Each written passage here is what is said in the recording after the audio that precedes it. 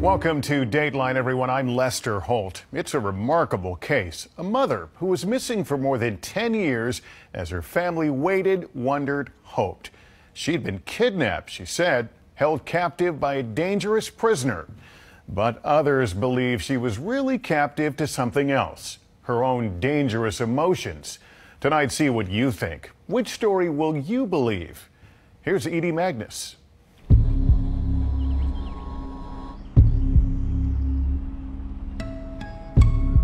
On April 4th, 2005, a Texas County sheriff near the Louisiana border heard there might be a fugitive in his area. I received a telephone call from a local Texas Ranger. The call led Sheriff Newton Johnson and his deputies 65 miles from the nearest big city to a rundown mobile home on a chicken farm. The home of a couple calling themselves Richard and Samantha Deal. If you wanted to hide, is this a good place to do it?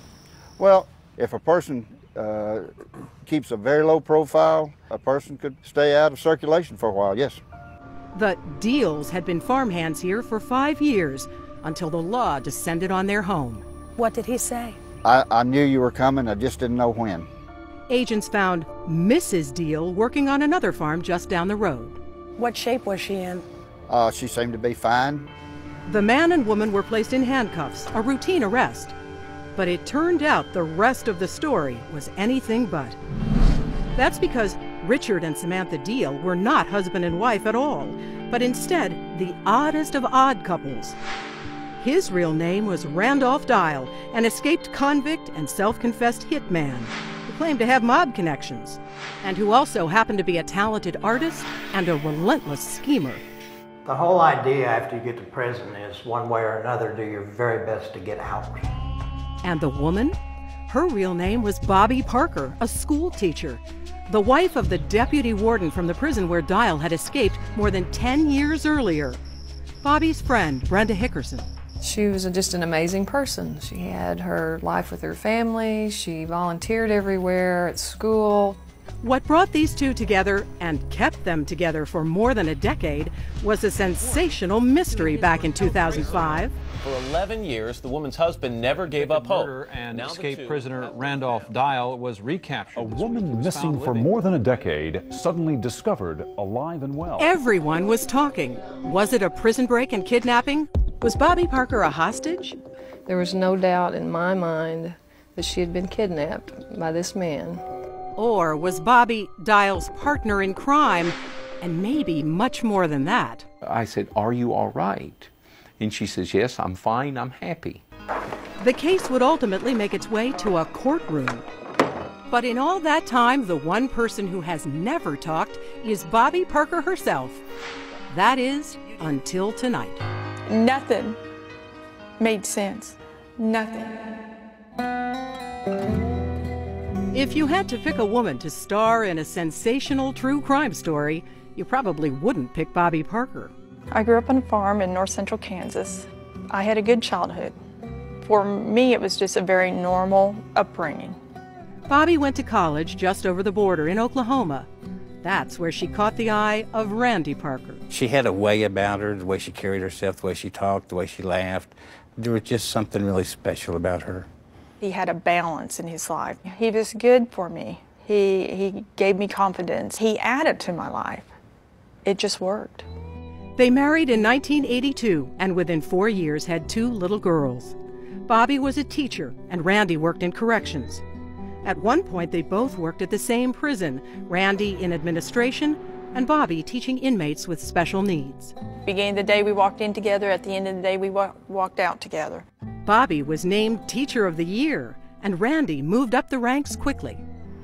In 1992, he was named Deputy Warden at the Oklahoma State Reformatory in a tiny town called Granite. Bobbi and Randy lived right on prison grounds, just outside the wall. What was life like in Granite? It slowed down for me and my family a little bit, but it was good. If there wasn't much happening in Granite, inside the prison, it was the opposite. There was a new warden determined to shake things up. His name? Jack Cowley. I didn't sit behind my desk a lot. I was out in the yard with the guys. I let inmates call me Jack. And one inmate that got Cowley's attention, Randolph Dial. He was an unforgettable character. Intelligent, manipulative, a quick study, meaning that I wasn't going to have any trouble with him. So we hit it off. Dial was one of the most illustrious and infamous inmates in Oklahoma back then, a murderer who confessed to killing a karate instructor for money. And told me to get off of his property, and I pulled the piece out and fired once. Yet Dial was also an accomplished artist. One of his pieces was featured on the set of the old TV series Dallas. He had all these plans wanting to do something with his art. I wanted to promote the institution and inmates. The warden decided to start an art program where inmates would make pottery to sell. Dial would run it from the Parkers' garage. Now, in order to do this, he was going to have to be allowed outside the wall. And in order to do that, he had to have his security clearance lowered to minimum security status. Right. What did you know about him? I knew that he was a murderer.